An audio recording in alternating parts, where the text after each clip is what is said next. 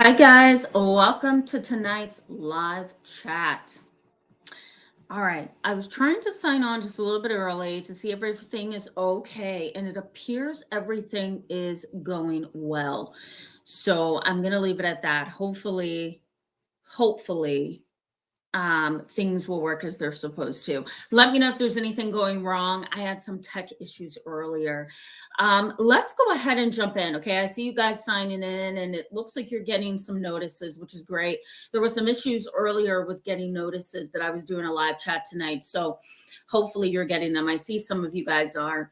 So I'm going to go ahead and jump in, and let's talk about the narcissists in our lives, right? And yesterday, when I did my live chat, I mentioned today that there's a such thing known as a delusional narcissist.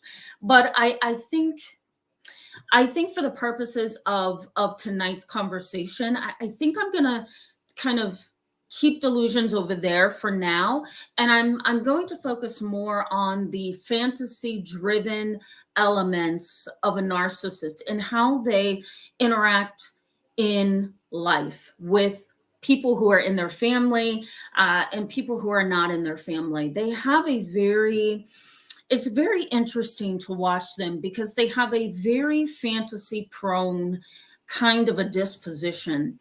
Nothing that they say about themselves, nothing that they believe, nothing that they do really comes from a place of honesty, authenticity, or truth. They tend to engage in life in a way that just feels unauthentic. I think that most of us are authentic human beings. We want a real experience, and that real experience could be, just saying hello to someone and them genuinely responding, having a genuine conversation, having a genuine focus with somebody else or yourself on the meaning of life and what we're all doing here on earth, daily life stressors and pressures. I think we all kind of benefit from and we desire that authenticity. But a narcissist who is fantasy prone or a narcissistic individual who is delusional is not that kind of an individual. They operate under I'm going to call it a pretense, or this kind of they operate out of this mindset that they have to be something different from what they are. And sometimes it's hard to identify because they come across visually and externally as highly confident, as highly put together, goals in mind, what's the word I'm looking for? Not self-sacrificing. I'm trying to think of the word that I'm looking for. Self-aggrandizing. We'll use that one. And really just confident and sure of themselves. But the reality is at the core of who these individuals are, they're not confident. They actually feel the total opposite. They feel less than, inferior, and they also treat everybody else around them and everybody else in their lives like dirt. These are considered grandiose narcissists, or we can also call them overt narcissists. And they tend to exist in fantasy. Now, let me just also say, as you guys are signing in, let me just also say that these kind of individuals, narcissistic individuals, exist on a spectrum. You don't want to categorize them. You don't want to put them in one category and say, oh, you're a narcissist, you go into the pile of narcissists. What's interesting about human behavior, what's interesting about the personality, and even research in psychology, what's interesting about those things is we've actually started to see narcissists on a spectrum. We don't see them as being just in one category anymore, because a category kind of limits you to a set of behaviors that may or may not be true for you. So what we've started to do in our clinical diagnostic system is we put these kind of individuals on a spectrum. And there may be a narcissist who's really hard to see and define and identify. There may be a narcissist who's very narcissistic, but doesn't seem to meet all all the characteristics, I'll put it that way, that we're used to seeing. And then there may also be a narcissist at the severe end that is clearly a narcissist. So we look at them on a spectrum. So as we go along in tonight's live chat, I would encourage you to look at narcissists as being on the spectrum or being on a spectrum. It's also important too to understand that while they are viewing themselves, and this may be a parent, this may be a sibling, this may be a cousin, maybe even a spouse, when they see themselves as superior, they are automatically seeing you as inferior. If they see themselves as superior, then they are automatically seeing you as inferior. They don't have to talk down to you. They don't have to mistreat you. They don't even have to tell you that they are better than you. It's the way in which they communicate with you and the way that they may communicate to you about other people in their world is often a very, very clear sign of what's going on here. When I have a narcissistic client in session, which thankfully I currently do not have them, they're just so very difficult. They trigger me because it's how they behave, it's how they think, it's how they treat you that just rubs me the wrong way, you know? But when I did have a narcissist in therapy, one of the ways I identified them before I even administered any kind of personality test, before I even made a diagnostic conclusion, the one thing that would help me categorize them is how they would talk about other people. It's not necessarily the tone, and it's definitely not the fact that they're talking about people. It's the way that they categorize people, the way that they become agitated and annoyed with people. And it's also the energy behind how they talk about other people that just would highlight to me that this is a narcissistic individual. It's almost as if, and we're going to talk more about this as we go along, it's almost as if the narcissistic individual, and especially when I'm dealing with families, the narcissistic family member, it's like they live in this world where they are there and you exist in their world, right? This is their big world and you exist in it. So any and everything you do is going to be a problem if it's not done the way that they want it to be done. If you don't believe like they believe, if you don't see things like they see things, if you don't meet their expectations, you're the problem. It's never them. Why? Because the world is theirs. You only exist in it. And you exist in it to the extent that you meet their needs, you meet their desires, you give them social status, you do things the way that they feel you need to do them or should do them, right? It's always them. You know, they're always in the middle, in the center, in the forefront, and you can just forget about being a part of their life. Because whether it's a marriage, a relationship, a parent-child relationship, a family relationship, whether a sibling, a cousin, an aunt and uncle, whatever the relationship, you're always going to exist in their world, you know? And that's the sad part. Let me, as you guys continue to sign in, I'm going to go ahead and acknowledge you guys in a little bit and engage you in conversation. Before I do that, let me drop some new terms for you, or just some things that I want you to think about as we go along. Because tonight I'm going to highlight some very common behaviors of these individuals. They live in a fantasy. And you may be wondering, well, how do they live in a fantasy? What are some of the signs and symptoms? We're going to talk about that.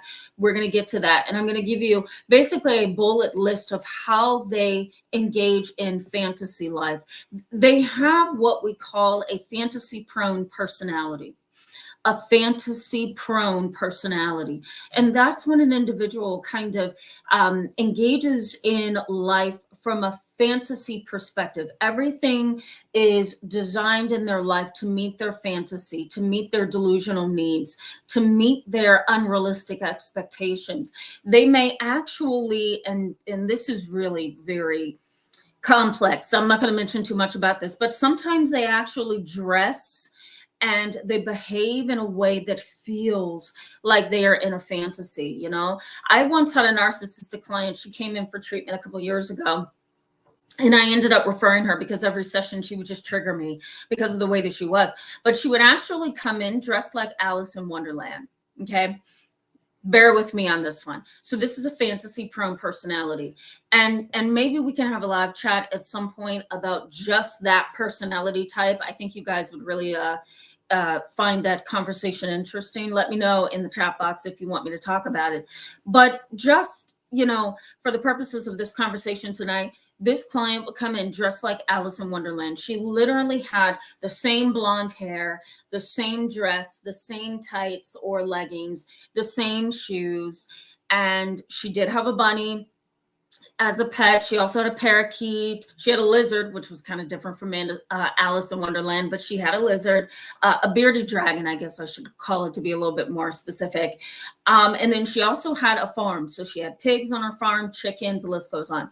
She actually constructed her life to kind of put her in this mindset every day that she wasn't living in a real world. She wanted the world to be very, very similar to Alice in Wonderland. She is actually on the extreme level of narcissism because she was very grandiose and she felt that everybody in her world was an inconvenience. The fantasy prone personality that she had would cause everybody to run from her. Her coworkers ran from her. Her boss fired her because not only did she dressed in a way that was very infantile, but she also treated the customers to the store as if they were bothering her. She totally turned the script and didn't realize or didn't care to realize that you are the one serving the public. You have to ask a customer if they need assistance. You have to show up on time when the store opens. You have to be kind to people no matter what, because why, guys? The customer is always right? We all know that is business marketing etiquette. She didn't get that. The customers were an annoyance to her. Which we get that, right? Sometimes customers, clients, patients, they can really frustrate you and infuriate you. But this is a different kind of frustration. This was a frustration on her part that was more of the attitude of, you're in my way. I'm trying to read my book. I'm ready to go on break in the next 5 minutes. I'm not going to ask you if you need help because you're going to get in my way. You're going to hold me over and I want all my 30 minutes of my lunchtime. The customers were a problem.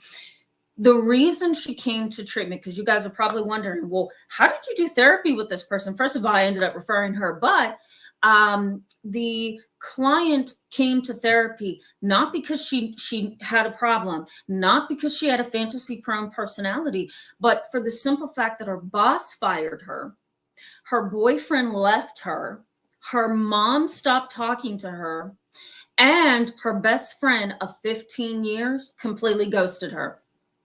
Okay, so she lost everything. And she didn't have money to pay for her apartment because she got fired. She didn't have money to keep up the rest of her responsibilities. She came to therapy, not necessarily broken, but angry. Everything is going against me, is what she would say to me. And that's the only reason she was in therapy. I ended up referring her to another provider who understands fantasy prone personalities and narcissism a whole lot better than me. But she was very, very grandiose. Grandiose or overt narcissism is defined as a personality that is obsessed with impressing others. It's a personality that is outwardly overly confident. They are very interested in showcasing.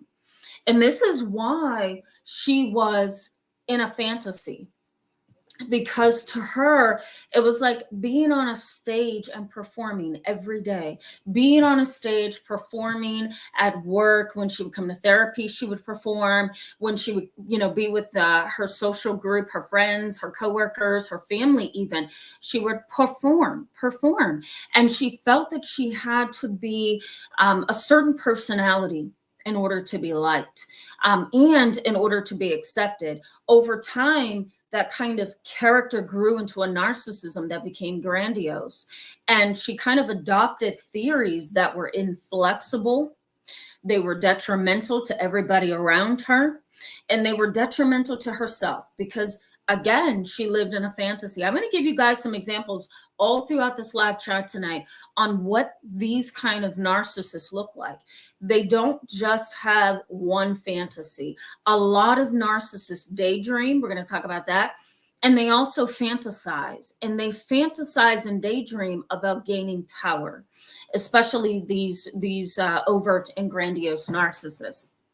Now, let me also say that these individuals have what we call a personality pathology. They are ill at the core of who they are. Now, that doesn't mean that it's easy to do therapy with them or treat them or even show them that they have a problem, but they are very, very unstable characters. That is why it's a personality pathology. You can truly see their narcissism, their grandiosity, their fantasy to be bigger and better than they really are, more important and powerful than they really are, through their insulting, whether that's directly or indirectly, their belittling of you, whether that's indirectly or directly, their hostility, their rage, and their confrontational relationship style. Their confrontational relationship style. You can see that they are grandiose just in those behaviors. And like I said a couple minutes ago, the number one thing that I need to see in therapy to determine that you most likely have a narcissistic personality is in how you talk about other people. It's not a person who's saying, you know what, I just can't stand Betsy at my job because she's so arrogant and disrespectful. It's not saying, I can't stand Timothy because of the way that he looks at me. He's so, he sexualizes everybody. I hate it. That's not it. It's not, my boss is such a creep because of the way he treats all of us. He treats us like we're peasants. That's not, no. A narcissist has a conversation like no other. That's what's so interesting about them. Their conversation is very grounded in, and I don't mean grounded in terms of humility or modesty. I mean grounded in terms of deep rooted. Their narcissism and grandiosity is found in the way that they communicate about people. A lot of times there's tons of profanity. There's tons of self-aggrandizement or self-importance. There's a lot of elevating themselves over the next person. There's a lot of, I have the right to feel this way and think this way and act this way, and you don't. I have the right to be upset with you because you didn't do that my way. There's a lot of that as well in their conversation. You will also find, excuse me, guys, you will also find in their conversation not only just a lot of profanity, but a lot of callousness and hostility and rage and disregard for how another human being is. You know, you can sense the callousness and the superiority that they feel that they have over the next person, and the way that they say words, and the way that they string words along in their sentences, and in the way that they actually pronunciate. Sometimes you can hear that they feel that they are above, that they are better, that their way of thinking is the right way. And there's this internalized theory that they carry. I'm trying to make sure that I put these in the right words for you, that they carry, that says the way that they view life is the it all. It is the top notch way that everybody needs to be thinking. My thoughts need to be everybody's thoughts, right?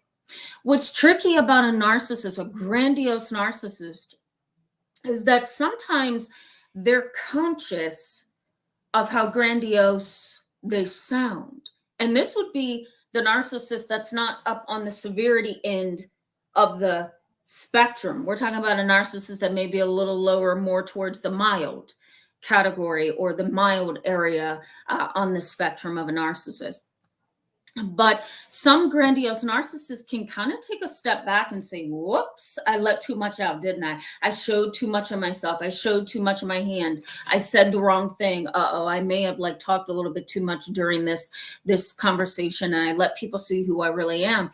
Yeah, sometimes you can actually see a grandiose narcissist just kind of step back like, uh-oh, I talked too much, didn't I? And they tend to be very foolish in the way that they have conversations with people.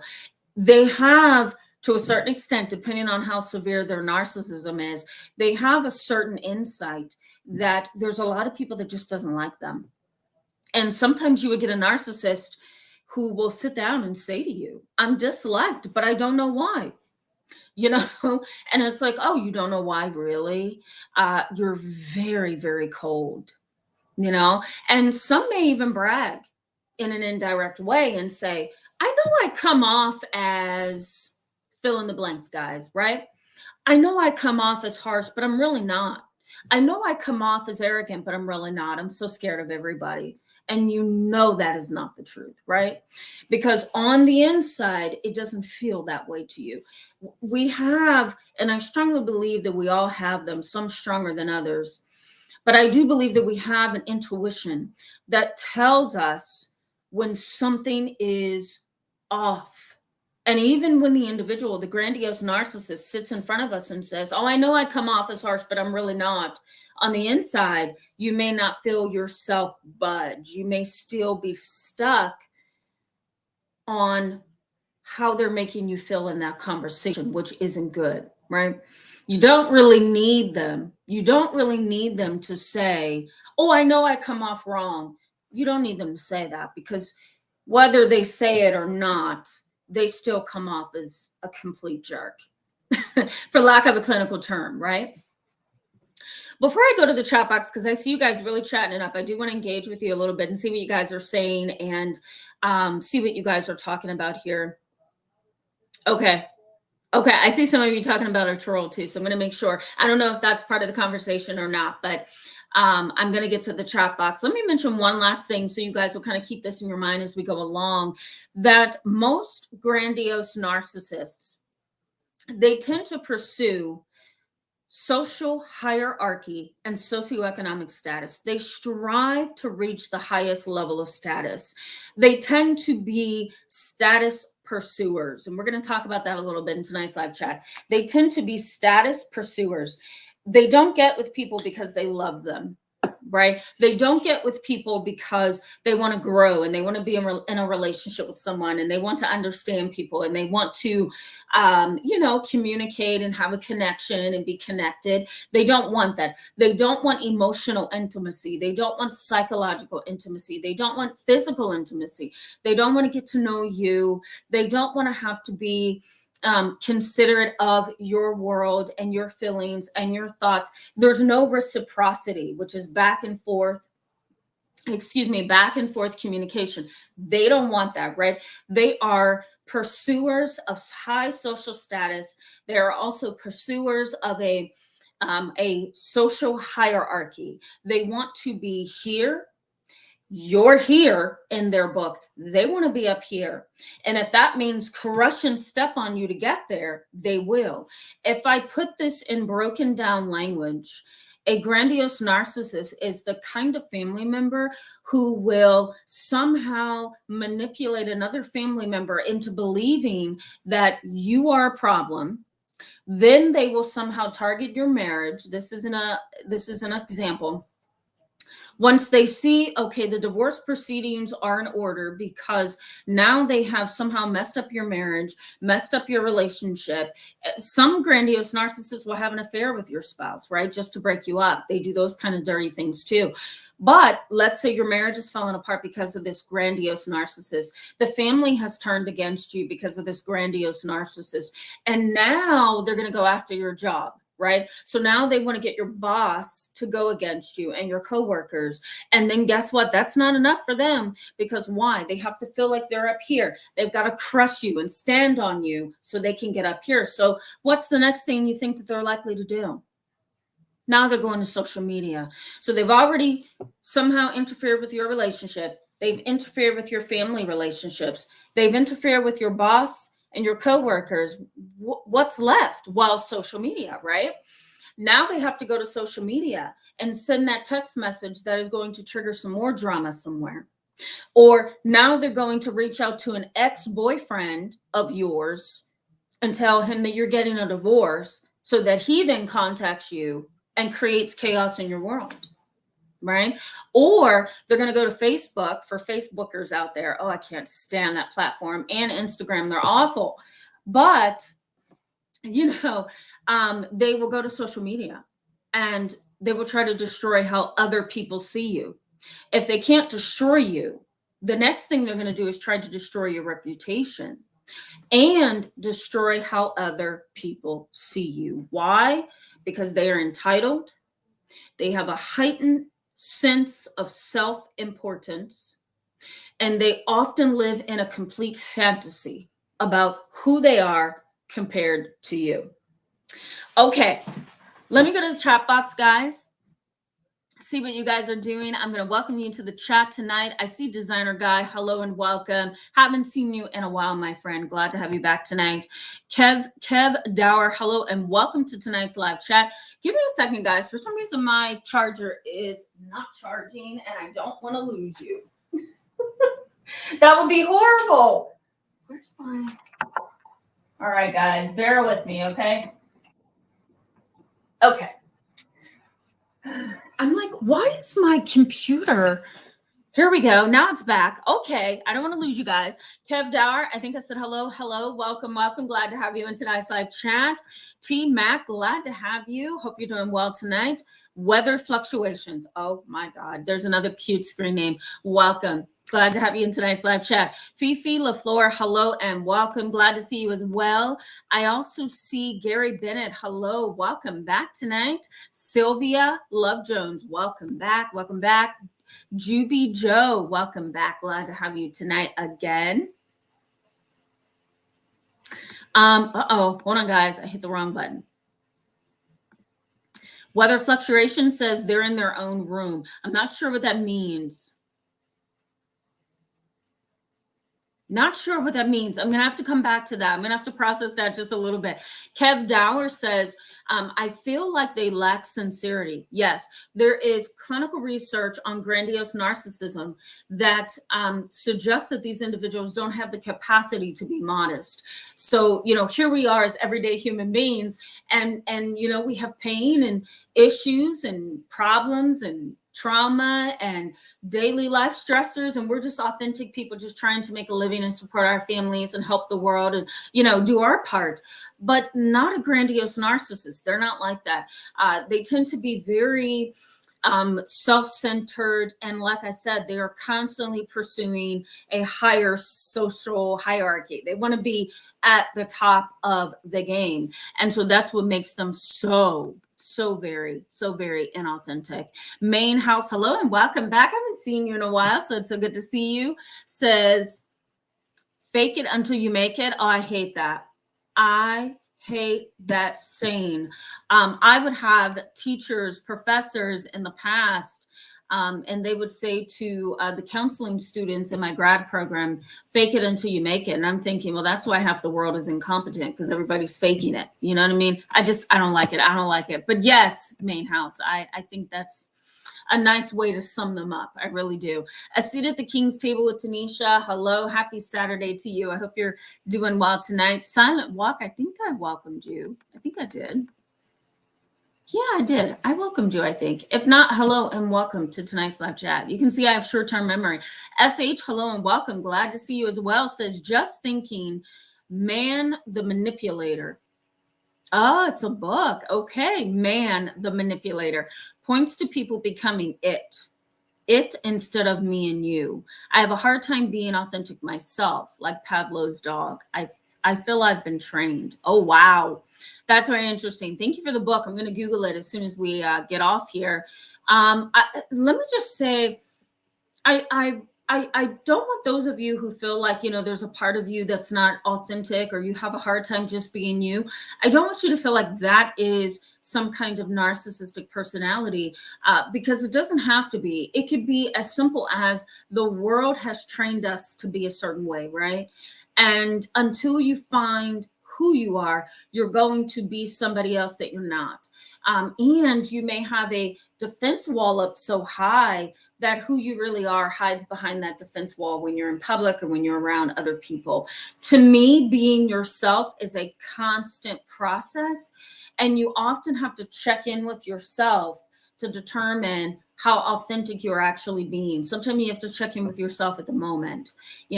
I had to do all of that years ago growing up. I've always been an authentic individual, but I became even more authentic over time, especially as my knowledge base grew, especially as my expertise grew, and especially as I matured over time. So, SH, keep those things in mind for you.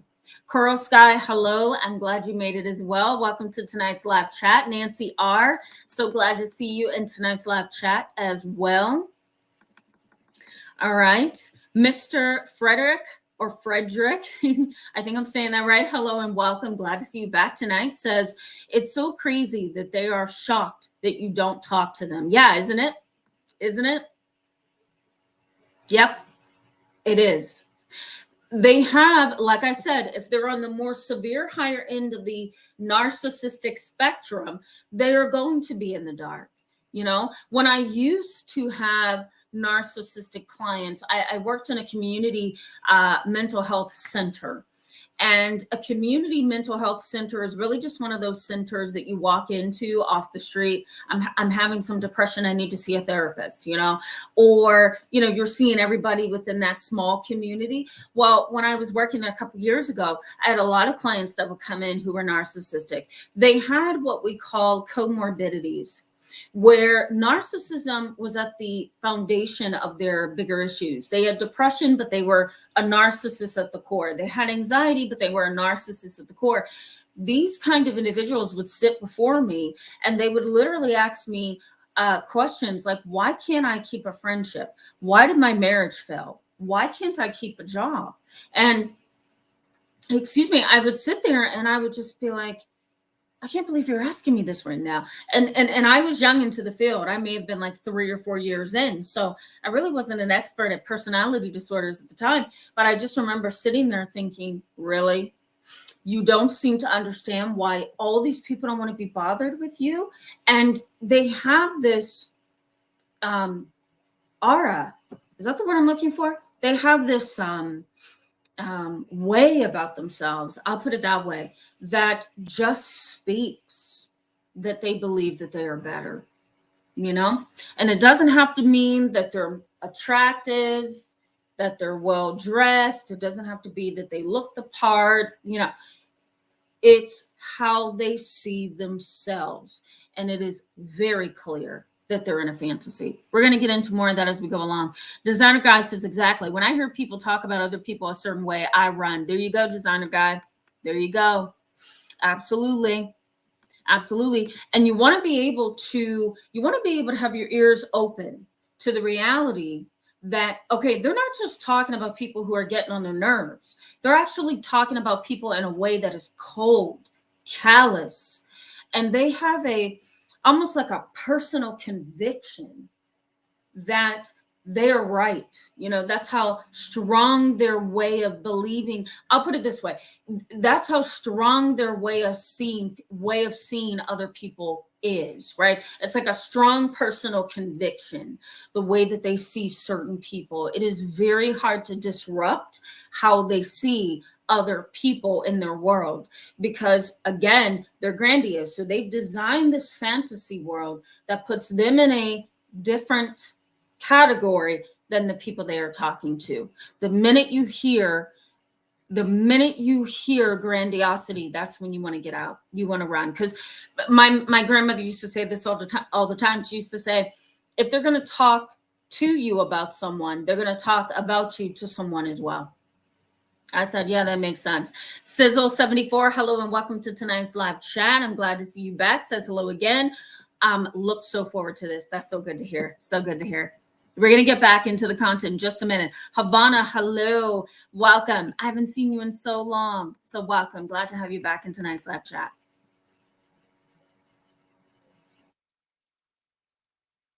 Okay. I do see. Hold on, guys. Let me look at this for a second. Okay. I am going to put them in a timeout. Somebody had to put in a timeout. Havana says, I'm going to put her up on the screen. Havana says, not Alice in Wonderland, LMFAO. Oh, yeah. Oh, yeah. Oh yeah. That was the best therapeutic experience for me. I learned so much from her. I really did. I really did. Rosie Rose, hello and welcome. Glad to have you in tonight's live chat. Says, yes, I would like to hear about the Alice in Wonderland person. Oh yeah. Yeah. Yeah. I wish I could share more. I can't.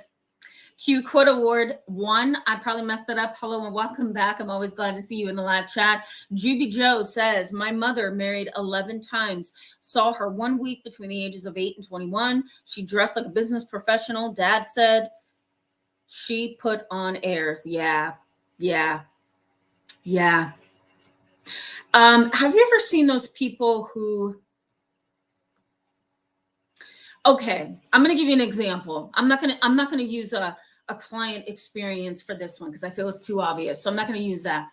But have you seen those individuals who you walk by them, okay? And this is not being judgmental. This is an observational personality and character. They walk by you in a public place. They look at you and either divert their eye contact somewhere else, or they look as if they're looking above you or even through you sometimes, right? You can kind of feel like they're looking through you. They have so much cologne on that you can hardly breathe, okay? They have this walk that when they walk by you, you just feel like they basically spun you, right? And they just have this way about them that just says, move, get out of my way. I promise you, I'm not quoting the song, but it's like, move, get out of the way. You're in my way. This is my platform. This is my stage and you're on it. Move. And even as a therapist, I've been in public places where I've seen people like that, or I've experienced it myself. And it's like, ouch, that's so unnecessary. But to them, oh, it's necessary because they have a lot to cover. They have a lot to cover. So Juby Joe, that doesn't shock me at all. Laura Fett, I hope I said that correctly. Welcome, welcome. Glad to have you in tonight's live chat. Glad to see you. Leslie Sturm, I don't want to mess that up. Hello, hello. Welcome, welcome. Glad to see you back. Says, is there any way to talk to these people about boundaries that don't enrage them? No. No, that's my short answer. No, you don't want to cause what's called a narcissistic injury. The moment you create a narcissistic injury is the moment that you have lost them completely. Even as a professional of 15 years, I still have a hard time telling a narcissistic client that I suspect narcissistic personality disorder. And even our research in psychology for professionals is complicated because what we are encouraged as therapists to do when we have to tell someone that they are a narcissist, there are two different ways I've seen this in the literature. One is don't tell the client that they're a narcissist. Diagnose the narcissistic personality disorder. Explain without labeling them a narcissist that they have these particular symptoms, right? Rage and hostility, confrontational relationship style, superiority, thoughts that are inflexible and very rigid, behavioral problems, challenges that interferes with occupational and romantic relationships, family challenges, right? A history of trauma, an inability to see, their own faults. Some of the literature says categorize them based on those characteristics. Talk to them about the symptoms, but you can hold back that label a little bit, right? Diagnose it, talk about the symptoms, really try to help them understand the symptoms, but don't mention the label. So that's one way. The second way the literature encourages us to talk to narcissists is by helping them understand that their behaviors are not beneficial to them. Their behaviors are going against everything that they actually desire and want. And just by doing that reverse psychology, you can kind of bring down some of their defenses, right? Because sometimes if a therapist sits there and says, you know what, you're very much a narcissist, you're cold, you're callous, you have a lot of rage and hostility, you think people are lower than you, right? You think they're inferior, you're angry, you're confrontational.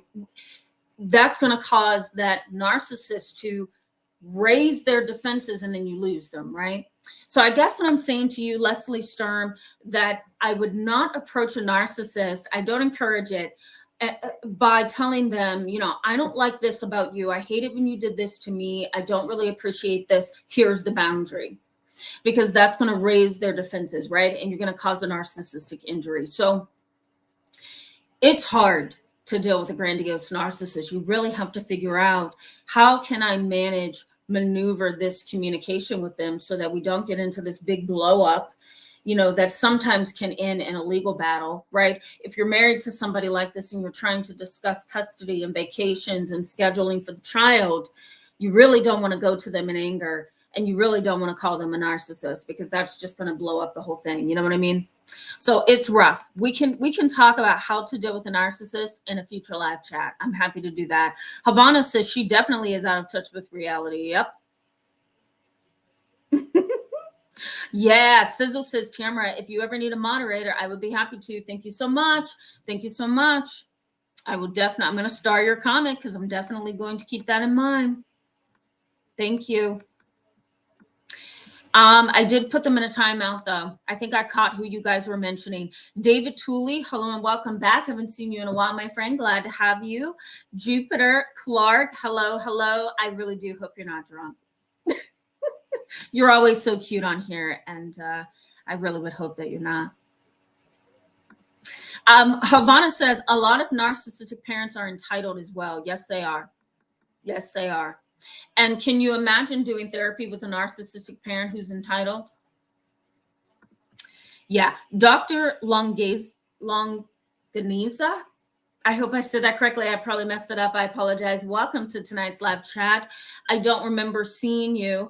I am going to moderate this, though, because I do see that we have another troll. So he did have a nice comment earlier, and then he changed the whole thing.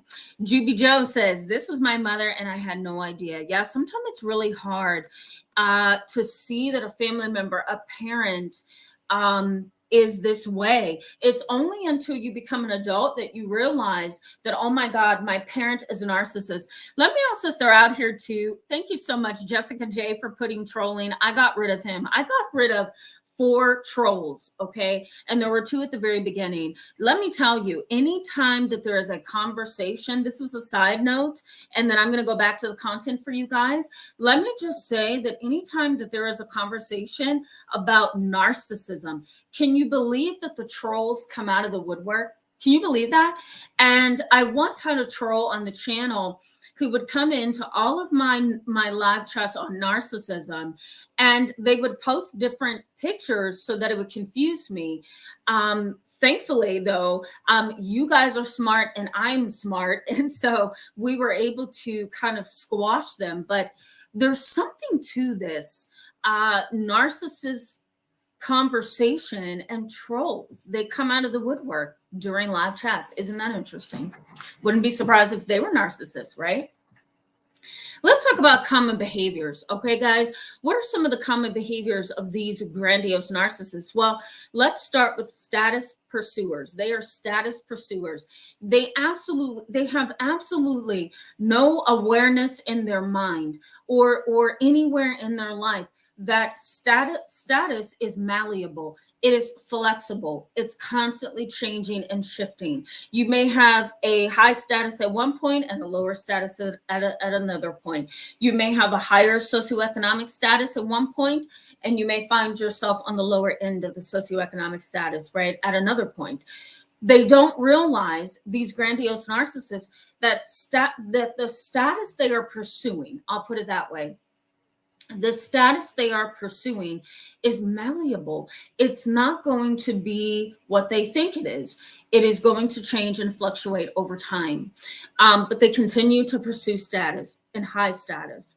You know, they may promote themselves in what we call context sensitive environments or context sensitive ways. They promote themselves in context sensitive ways, meaning that a grandiose narcissist may not appear as arrogant, may not appear as prideful, on one side of their life. But if they go to work, they become very grandiose, very arrogant, very superior in how they see themselves, and very self-centered. You know, it's kind of like the boss and the supervisor who lords himself over his employees all day and then goes home and he's a totally different person. So some narcissists will promote themselves and they will be their own advocates and promoters in certain contexts, not in all. And so sometimes that can make it hard for us to see a narcissist because they're different in different contexts. They also seem to set what we call status relevant goals. Status relevant goals, excuse me. And basically what this means is this, that I am going to set a goal in my life that's going to give me the status that I want and desire. I'm not setting a goal to benefit myself, to push myself forward, to flex my muscles or exercise them. I'm just setting goals that's going to get me into powerful positions, right? Let's say, for example, your father is a grandiose narcissist. He's always been cold and callous and insincere with everybody that he knows. He comes off as a complete jerk, right? He dominates and bullies women. He's insensitive to children. He doesn't have any kind of love and affection for his wife or you as his child. And this is the kind of man that you've grown up knowing. So this is your father. This is an example. Let's say your dad has really brought in a lot of money to your family. Even though he's cold, even though he's callous, he's brought in a lot of money to your family. And he constantly pursues high status positions. He has set goals to become the vice president of Disney. He has set goals to become a music producer who's at the top and producing many popular artists of today. He's pursued a position that's going to allow him to build projects in the community and, you know, do a lot of build outs and build homes that he can sell. And then he can, put his face to it and gain some kind of social status. Goal setting for these individuals tends to be very specific and tends to be very much set on the goal of gaining status. It's never personal. It's never personal. They also have fantasies of unlimited power, success, and control, right? They kind of sit and fantasize to themselves. I wonder how it would be if I could just be president. No, all the people in the world would get to know me. They would get to know what kind of a person I am. Then I can set in motion a lot of laws and regulations that's going to allow me to gain the status that I've always desired because I'm working for the people and they're going to look up to me, right? That is complete arrogance and superiority, right? But that's an example of a fantasy. So these individuals, grandiose narcissists, overt narcissists, tend to have fantasies of control, power, and high status. They also tend to pursue people that they can use and dominate. They never pursue people that they love and care about and can bond with. It's always you have to be able to serve them in some capacity. Holding hands with you will boost my status. Marrying you will not only boost my status, but it'll give me money, right? Being in a relationship with you, being a best friend to you is going to get me something that I've always wanted. It's not that I like you. It's not that I love you. It's not that I care about you. It's I'm going to get something from you, right? You know people like that, right? And especially within your family. Now, briefly, before I go back to the chat box, because I see you guys have a lot of comments, I don't want to get behind. Let me just highlight the research here. So those are common behaviors of a grandiose narcissist. And of course, that list is minimal compared to the variety of behaviors that they tend to exist. But just for the purposes of tonight, these are the most important points. Let's talk about the research briefly. Psychology suggests that most narcissists tend to have more fantasies and more daydreaming episodes than non-narcissists, people who are not narcissists. They tend to sit and fantasize. Get this right, catch it, guys. They tend to fantasize and daydream more than other people, non-narcissists. They are constantly in a mental state of fantasy. Whether that's, I'm getting married, so now I'm going to just think about what this marriage is going to mean, right? And what it's going to mean is this to them. This is an example. It's going to mean that I am worth marrying, that I am loved and somebody likes me, that I am attractive and somebody thinks I'm beautiful enough or handsome enough to marry me, right? I'm taken. These are all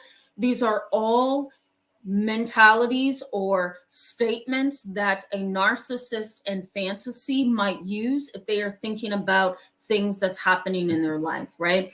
I once had a narcissistic client so many years ago, but she was interesting. She would jump from one guy to the next, to the next, to the next, to the next. And it was like a game of just, I don't even know what you want to call it. It was like a game to her. Okay.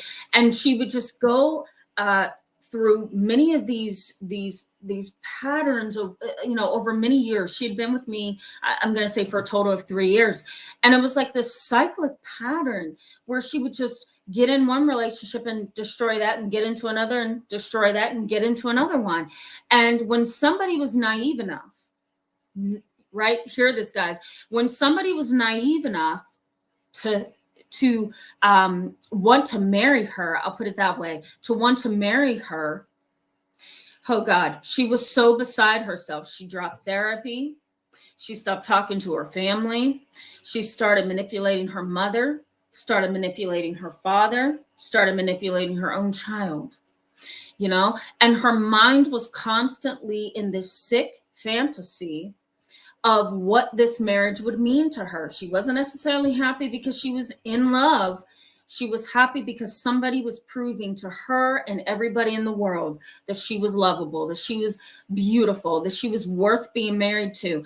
That is what she sought at the core of everything else. It wasn't that she was getting married. It wasn't that her child would have a stepfather. It wasn't their families coming together.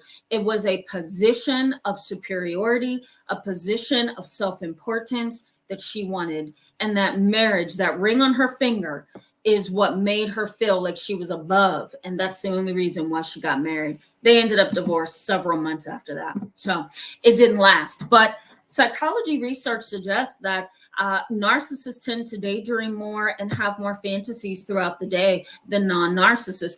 They also tend to pursue relationships because they want to use them, not because they want to be in affiliation with them. So an example would be, becoming an affiliate to Samaritan's Purse because I want to help people, not becoming an affiliate to the American Psychological Association because I love my field and I want to, support it.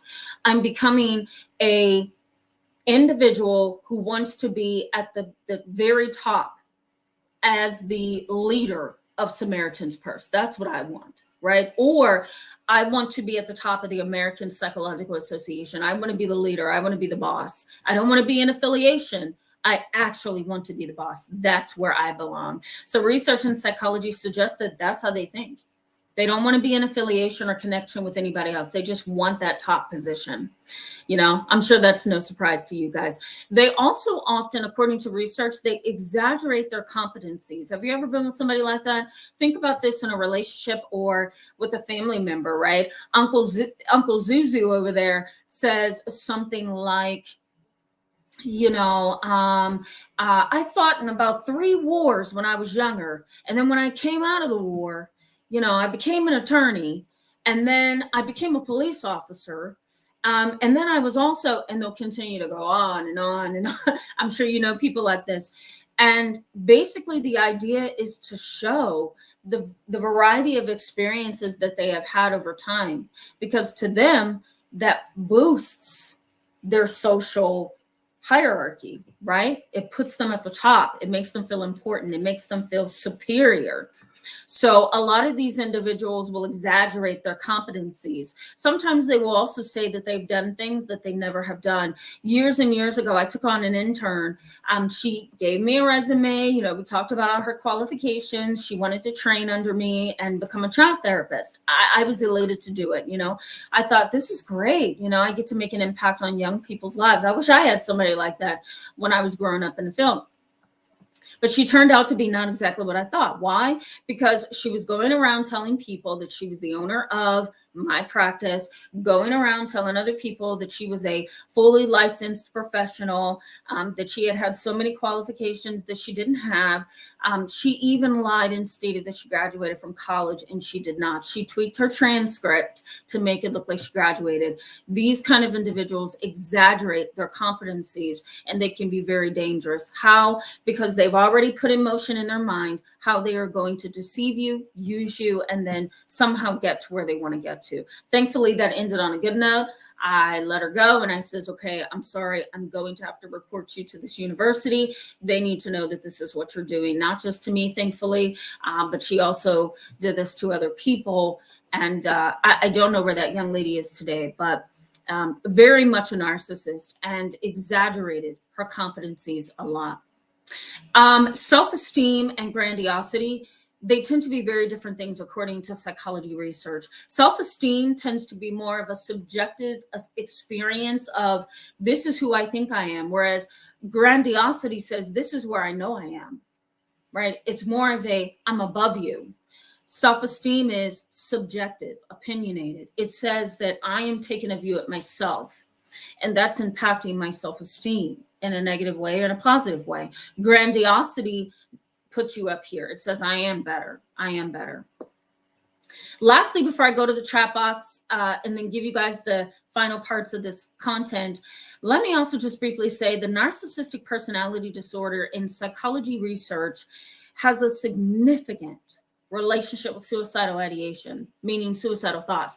So narcissistic personality is a significant predictor of three things. One is a very lethal way of committing suicide, having lethal means to commit suicide. A gun, that's a lethal mean. Lethal means. It's a weapon, that's lethal. Gasoline and matches, that's another lethal way. They tend to have these kind of suicidal thoughts. So narcissistic personality disorder is a significant predictor of having lethal means to commit suicide, using lethal means to attempt a suicide. To attempt doesn't mean that it's completed, but it was attempted. And lastly, making suicide attempts or statements when they have been fired, when there are financial difficulties because of being dishonest or gambling or selling drugs or whatever, or if there's been some kind of relationship dysfunction. Isn't that interesting? You wouldn't think that a narcissist would have any thoughts of suicide, right? But they do. But they often have them in relation to something going wrong in their life. All right, guys, let me go back to the chat box and catch up here because I am very much I'm very much behind. Okay, Felicia Lewis, hello and welcome to tonight's live chat. Glad to have you. Says, hi, Tamara. I've never heard any therapist or psychologist break narcissism down the way you do with this level of understanding for people who have experienced this type of trauma within family. Thank you so much. That's so humbling. My God. Thank you for that, Felicia. It sounds like it hits home for you. And that's wonderful. I think, the only way that you can kind of understand the evil that's in your life is having it broken down in a way where you can just say, you know what, I feel this teaching is for me. And that's powerful, right? When you feel that you are seen, for lack of a clinical term. Thank you so much for that. That's so kind. Silent Walk says, thanks, Sizzle. Sizzle's so cute. Silent Walk says everyone else is the problem but them. Yes, absolutely. Everyone else is typically the problem for a narcissist. than them. Absolutely. Again, because you are in their world, right? You are in their world. We're not all in this world together. You're in their world. You know what I mean? Sizzle74, I'm just going to put you up on the screen. I love that. Thank you so much for that. Thank you. Lore Fit says comparative behavior and dismissive. Yes, absolutely. Yes, thank you, Mr. Ellipsis. Yep, thank you for that. Weather fluctuations. You did not just say that. Oh my God. My mom would so crack up at that. Narcs make me believe in demons, right? Right? Yeah. Courtney Fraser, hello, welcome. Glad to have you in tonight's live chat. Marie B, hello and welcome. Kat, welcome. Glad to have you both. Mr. Ellipsis says, I believe narcs have an entity attached to them. Yeah, because they do things that hurt people and never seem to realize why someone is hurt. That's got to be another entity involved. Yeah, I totally get that. And I don't disagree. Some people, right? You're like, okay, you fit the clinical definition. And other situations, you're like, this is not clinical. You know, I used to work in a child and adolescent residential treatment facility where kids would live on a college campus like environment, and they would have their own little rooms or their own houses that they would go into. So I was a therapist there with about 4 other therapists in my unit. And we used to talk about that all the time, because there were some families that would come to therapy and you could definitely see why the child was having behavioral problems and mental health problems, because the family was so dysfunctional. There were cases where, my colleagues and we would look at the family and say, okay, we totally see that in the DSM, or we totally can see the clinical component to that. But then somebody else would come in, another client or another family, and my colleagues and we would look at that and say together, no, that's an entity. Because we really can't make sense of that. Sometimes you have clients come into your life and you're just like, this is not clinical. And maybe this is the reason why none of the clinical methods have worked, because this is something completely different than what I'm used to. That's how complex this thing can get. And not everybody that sits down, I wish I had my DSM so you could see how thick it is.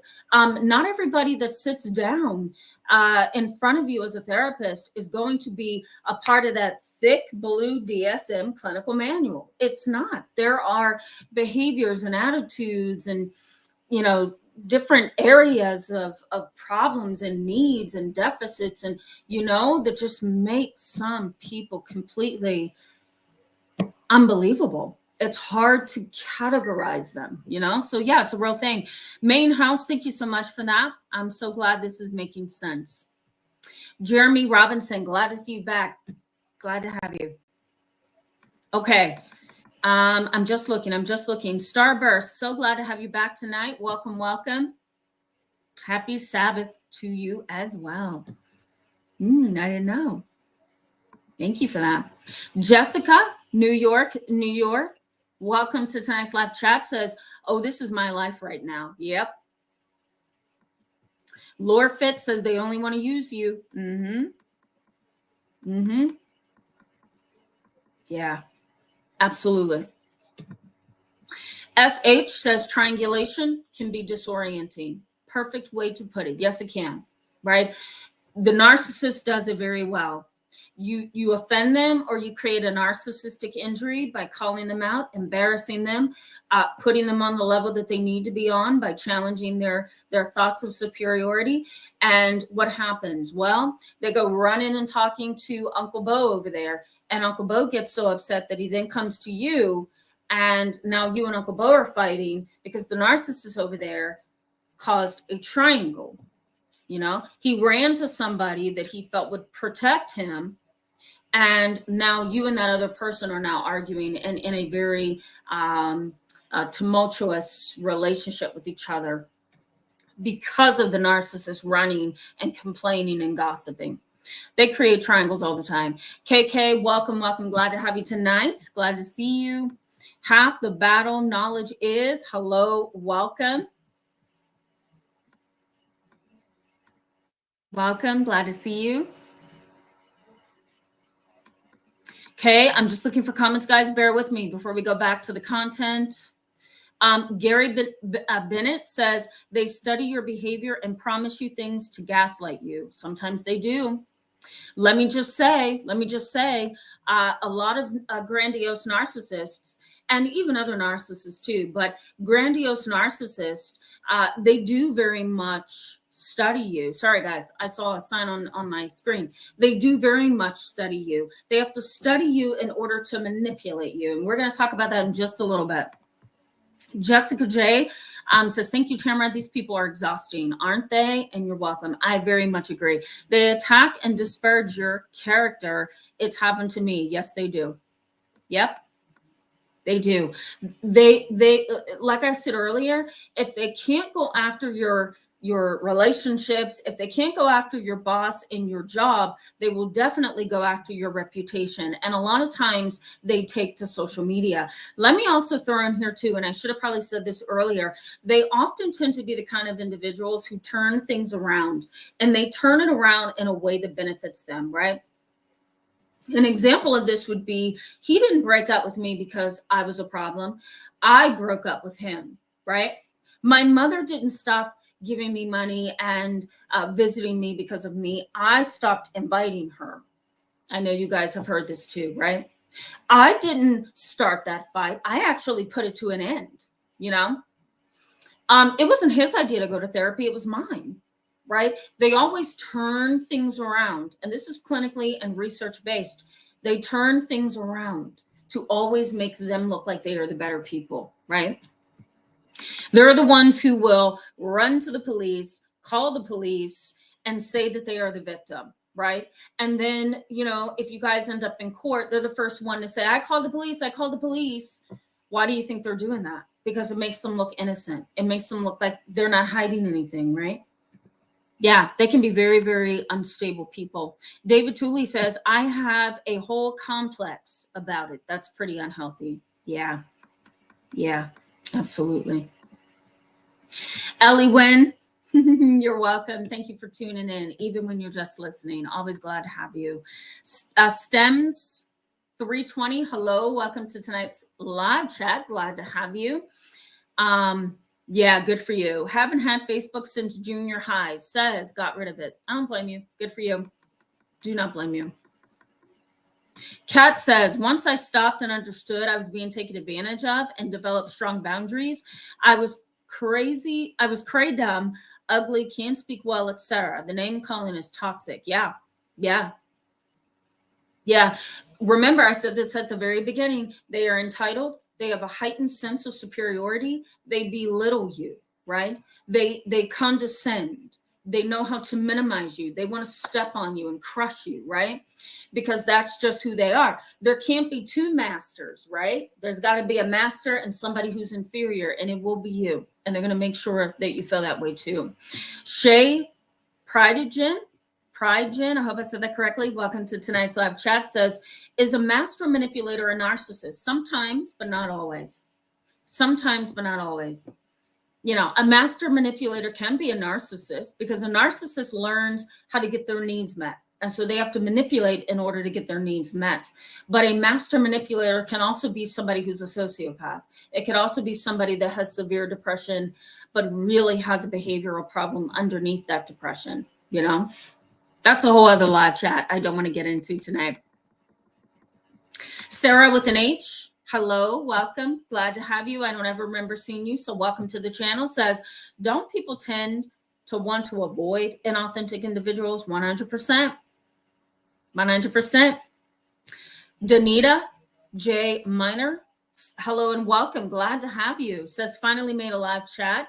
Hello from Arkansas. Wow, I don't have anybody from Arkansas on the channel.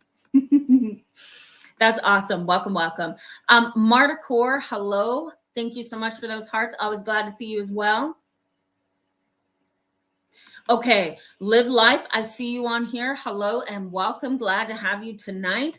Fairy Girl, much love to you. Welcome. Always glad to see you in the chat box with those dabs. All right, guys, I'm still looking for comments before I go back to the content so we can wrap up. Fairy Girl says, trust yourself first. I agree. I think earlier I may have said this, intuition is key. Grandiose narcissists are phony, fake, inauthentic individuals. If you constantly keep that truth before you, it can help you. The moment you lose touch with who they are, you are then you are in the path of being deceived, right? So you want to make sure that you keep your intuition sharpened with these kind of individuals. Yeah. I'm not sure. Okay, let me welcome you first. Solo. Hello. Hello. Welcome to tonight's live chat. I also see Enzo. Well, I don't know how to say that. I'm so sorry. Arkuluo E. I messed that up. Forgive me. Hello and welcome. Yes, you're saying all the right things. I agree. I agree.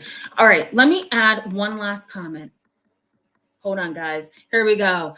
Zeus Cleopatra, hello and welcome back. Glad to see you tonight. Says, those who gossip to you, gossip about you. I put that in my high school yearbook to be funny. Yeah, I don't blame you. Yep. Goes on to say, don't copy me. Thanks. Yeah. That's a smart thing, I think, to do. I would have done that too, just to be silly in high school.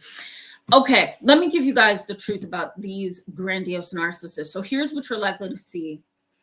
And they tend to be, I think, common across the board when it comes to narcissists. They have significant comorbidities. This is the first thing. They have significant comorbidities and interpersonal problems.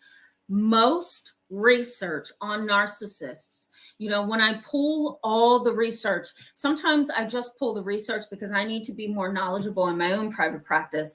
Anytime I pull the research on grandiose narcissism, if I lay out all those articles that I print, I can highlight in each of those articles that there tends to be a lot of comorbidities.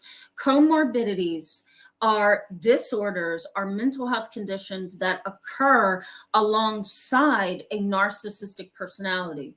Narcissistic personality disorder and depression, narcissistic personality disorder and anxiety, narcissistic personality disorder and obsessive compulsive disorder, right? Narcissistic personality disorder and paranoid personality disorder. They are comorbidities. You can actually have an individual who has borderline personality disorder, and they can also have narcissistic personality disorder. That's another comorbidity. So these additional diagnoses, okay, can not only complicate your life, but it can complicate the life of a therapist, because here's what happens. We've got to figure out what disorder is first. What disorder can we realistically treat? And does this individual know that their depression or anxiety or obsessive compulsive disorder or their paranoid personality disorder, or their social anxiety disorder or their separation anxiety is really complicating to the whole diagnostic picture, right? Because sometimes the individual could approach you because they are depressed, but at the core of that depression is really a narcissistic mindset, right? We may even want to look at them as being a vulnerable narcissist. You visually come across as being humble, maybe depressed, anxious, socially anxious, but at the core, you hold these very superior ideologies that says that you're actually better than everybody else, right? So keep in mind that these kind of individuals, typically across the board, they have comorbidities. Substance abuse, drug abuse is also a comorbidity as well. We would call it a co-occurring disorder if it's a drug and alcohol disorder as well. These kind of individuals tend to be dramatic, erratic, hostile, okay, very dysregulated. I'll use that word. Keep in mind that narcissism is part of the cluster B personality disorders. If you guys Google, if you're not aware of what this means, if you Google cluster B personality disorders, you will see that in that cluster, you've got antisocial personality disorder, narcissistic personality disorder, borderline personality disorder. Did I miss one?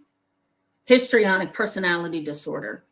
And these are all dramatic, erratic, hostile, angry disorders that can create emotional instability. So keep in mind that a narcissist is in that cluster B category, and they're likely to act out. Just because they seem to have a level of superiority doesn't necessarily mean that they're not going to flip out and act bizarre, because some of them do. Some of them really create an issue when something very small has happened. These are the kind of individuals that will sue you because you accidentally put a little bit of your fence on their property, right? Or if you accidentally cut a little bit of their grass while you were cutting your grass, even though you guys live like sardines, they're going to still go to court with you. Why? Because they're dramatic, they're erratic, hostile, and angry. You want to break up with that person? No, you're going to get beat up first before you break up with me. So they tend to be very erratic, dramatic, hostile, and full of rage. They're also more likely to have criminal convictions and spend years imprisonment. They tend to be individuals who have a criminal conviction. Not all of them, but most of them do have criminal convictions, charges. They've been in the legal system, in and out of the legal system for many years for many different reasons.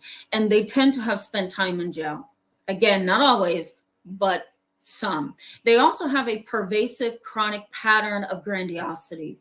We're not talking about tomorrow they're going to be arrogant. Tonight they're humble. Tomorrow they're going to be arrogant. We're not saying that for grandiose narcissism. Grandiose narcissism is a pervasive chronic pattern of behavior. They're going to be like this for the rest of their lives. You know what I mean? Unless they get the right treatment, and treatment is really hard and it's not promising. The other thing is, they tend to have emotions that range and intensity. Today maybe they're not as angry and hostile as they were yesterday. They may be very hostile and angry in their adolescence, and they may mellow out in their 20s. So their emotions range.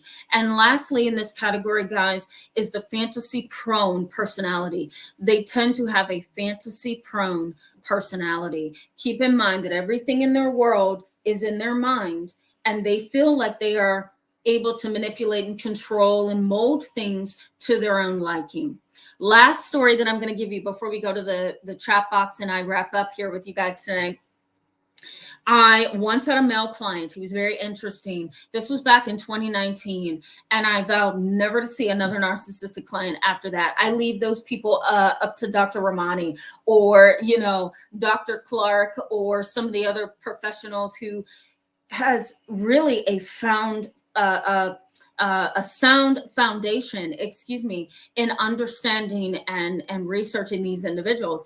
But back in 2019, I had a male narcissist who came into treatment in a relationship, totally ruined that whole relationship because he was gossipy, he was disrespectful, he was rude, he didn't care anything about his spouse's or his girlfriend's religious affiliation.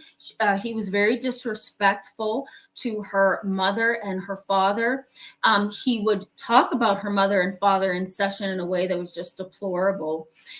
He would then kind of, what's the word that I'm looking for? He would I'll use this term, manipulate everybody in his environment to feel a certain way or think a certain way or believe in the same way that he believed. He just treated everybody like they were puppets, right? Puppets on strings.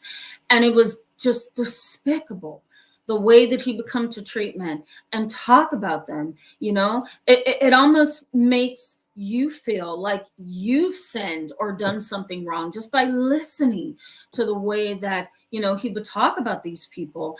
And that relationship ended up disintegrating because he ruined it. Then he got into another relationship while in treatment. That didn't work out either. Then he got into another relationship and tried to become a dad to his girlfriend's children. And then he tried to push out the biological father so he could take that spot.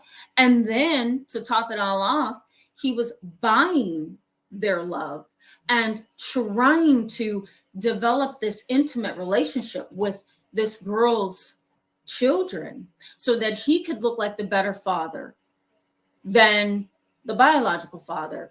And so this went on for a couple of months until she said, you know what, I had enough. And then he got into another relationship, engaged within a matter of 3 weeks, asked the person to marry him. She was naive enough to say yes.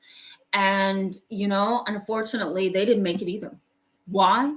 Because he treated her and talked about her like she was a piece of dirt, and he had this internal sense of superiority that said, I am everything she needs, and we are going to be happy.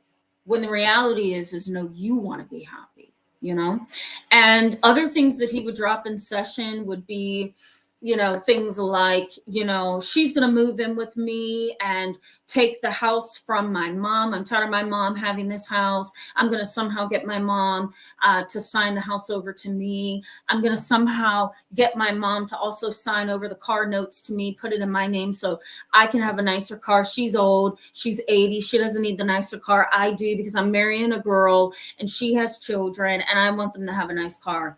And one thing I said to him was, well, can you afford a nice vehicle? He's like, no. So that's why I need to get my mom to sign the car over to me. Very, very self-centered, cold, arrogant, superior in every way that he was. These kind of individuals, guys, before I go to the chat box, these kind of individuals, the minute you sense them run, they tend to get married quick. They tend to romanticize relationships. They tend to think ahead, right? You may feel like you're in love, for example. You may feel like you two are moving ahead together. The reality is that narcissistic individual, that grandiose individual, has already thought so many miles ahead. They want to marry you because they want your money. They want to marry you because you can help them get a mortgage loan. They want to marry you because you have a good job. Right? They want to marry you because, they're tired of being a single parent and they want to have somebody to kind of balance that out for them. Right? They get married quick.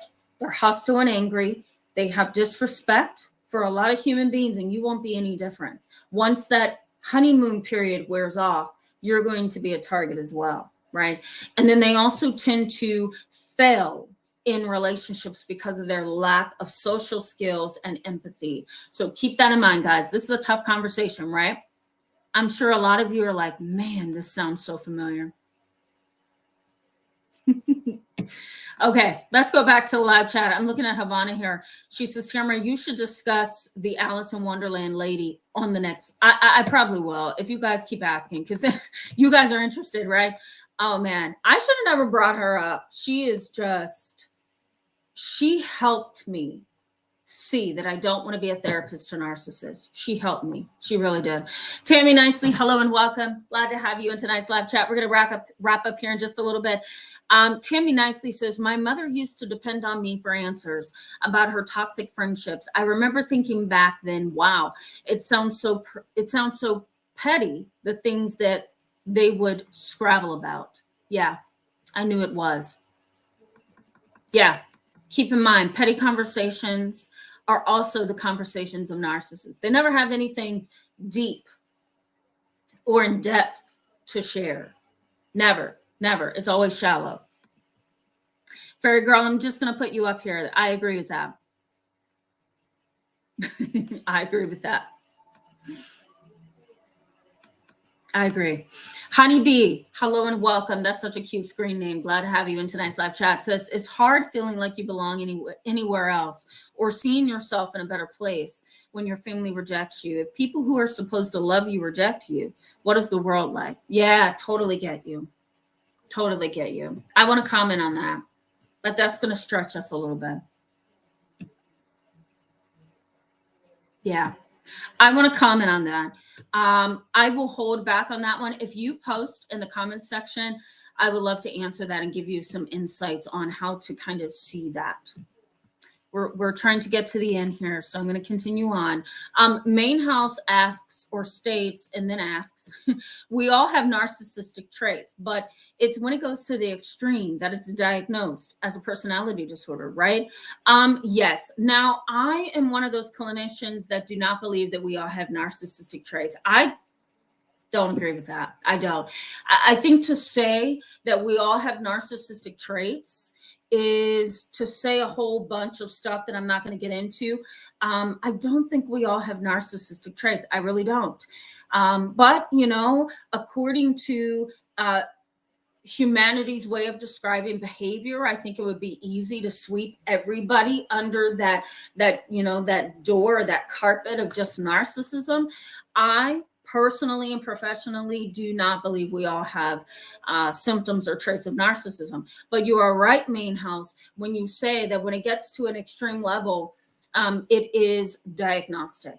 It is. Once it gets to a place where your job is in jeopardy, your relationships, you're toxic to other people, you use the criminal justice system or you use the court system against people, you manipulate and you deceive, you strive to hurt people and be above them and make changes in the world because you just want to be seen as important.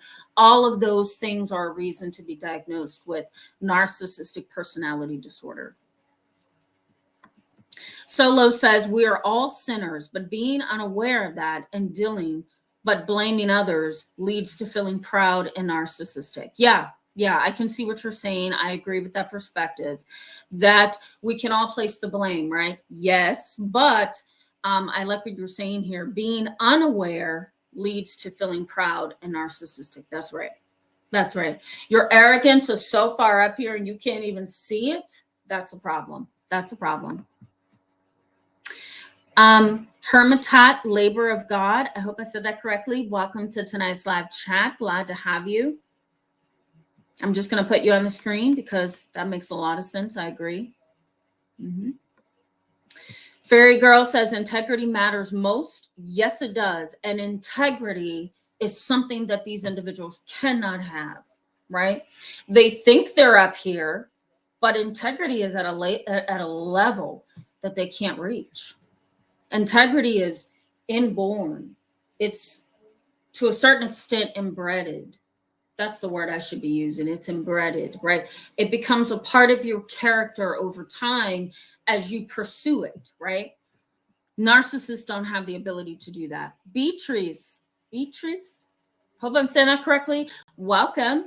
Thank you for the heart. Glad to have you tonight. We're going to wrap up here in just a little bit. The Retro Woman 80, hello. Glad to have you tonight. Yeah, glad you can catch the replay. So glad to see that. JKD Merit Master Group. Yeah, hello. Welcome back. Glad to see you. Okay, hold on, guys. We're getting to the end here. Michelle N. I don't know if I welcomed you. Hello and welcome. If I didn't, glad to see you as always. Says, it's so interesting to me how narcissists can fantasize and lie to even themselves. They can make themselves believe that they are helping others when they are actually hurting others. Yeah, absolutely. Absolutely. Again, a narcissist that's a grandiose narcissist, they live in a fantasy world. Like I quoted the research, I did put it in the description box for you so you can go through it and click on some of the articles. But the research says that narcissists tend to daydream more and fantasize more. Grandiose narcissists tend to fantasize more and daydream more about unlimited success, power, and control, more so than other people, those who are not narcissists. Pearl Brown or Brownie, I'm just going to say Brown. Such a cute dog in that photo. Hello and welcome. Glad to have you tonight. Orlando, hello and welcome back. Glad to see you. Okay, just scrolling through here, looking for comments, and then we're going to wrap up. This was a tough conversation. I feel exhausted.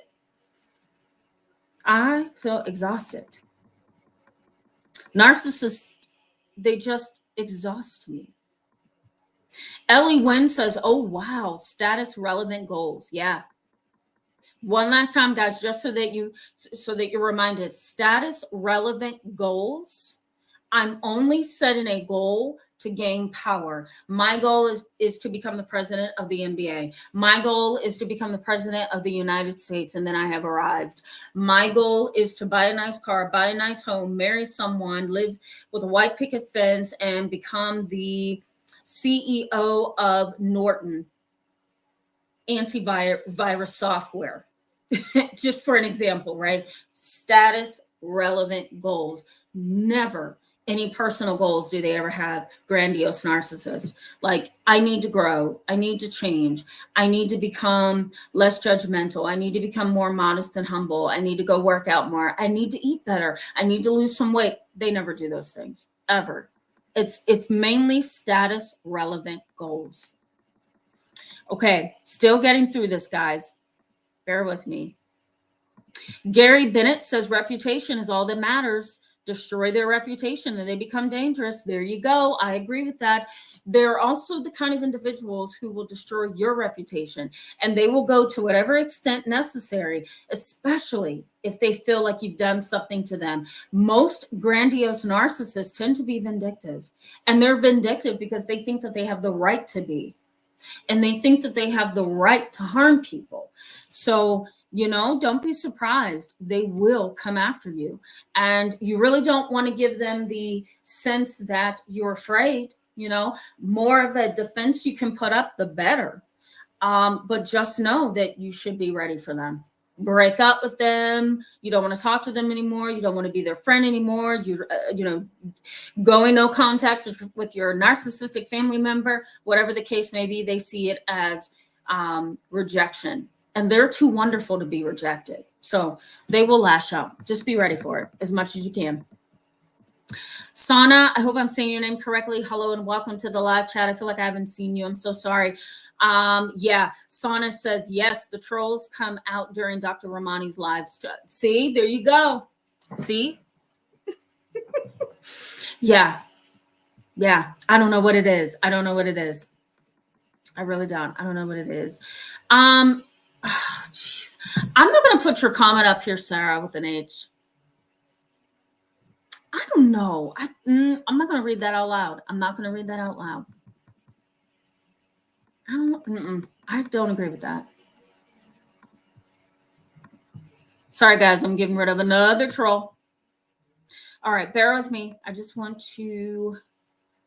let me get rid of this person. I swear. Okay. Ellie Wen, I'm going to put you up here. Ellie Wen says, this is helpful, enlightening, powerful. Many thanks, Tamara. You're welcome. Glad that it is. You are my last comment of the night. Let me just say, for those of you that I didn't get to, I'm sorry. I can't get to all of you in enough time and then cover all of this at the same time. But just know that I love you and I'm grateful for you on the channel. I read your comments. Literally, after I give myself a 2-hour break, I go back and I read your comments. So know that I see you and I hear you. Havana, you're going to be my last comment because I am completely disgraced by him. And to be this narcissistic is unbelievable. I don't know where we would place him. I really don't. Clinically, I don't know where we would place him just yet. But it's a disgrace. I'm just going to leave it at that. Guys, thank you so much for being with me tonight in this live chat. I hope it was helpful to you guys. Let me know in the comments section if there are topics moving forward that you want me to talk about. In the next live chat, which is going to be next Saturday, I don't know if I have a next Friday with me in me, because next Thursday and Friday, I am doing a trauma training with PESI. They are like this continuing education organization that's in the field of psychology, and it's going to be 2 very long days, Thursday and Friday. So I don't know if I'm going to be able to do a Friday live chat, so I'm going to keep that open. But Saturday is going to be a live chat as to why family isn't everything, especially when they hurt you. So we're going to talk about that. Love you guys so much. I hope you have a wonderful rest of the weekend. I'll see you soon. Bye-bye.